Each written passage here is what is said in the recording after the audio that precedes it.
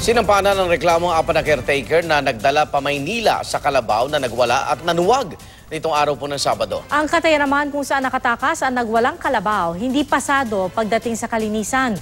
Saksi si Cesar Apolinario.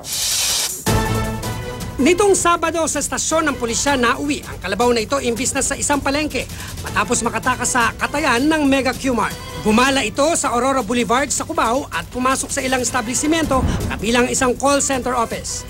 Ayon sa Bureau of Animal Industry o BAI, may ilang pagkakataon daw talaga na nakakatakas ang mga kakataying hayop.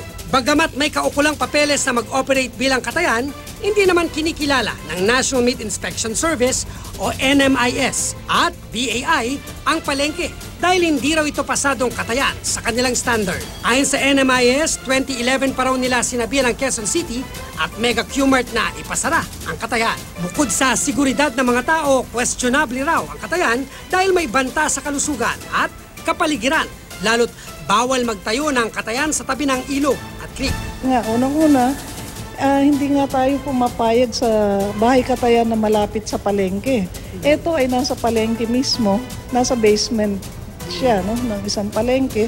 Kasi may mga alituntunin Sanitation Code of the Philippines, Clean Water Act, madaming sa tingin namin ay medyo mahirap nilang i-comply.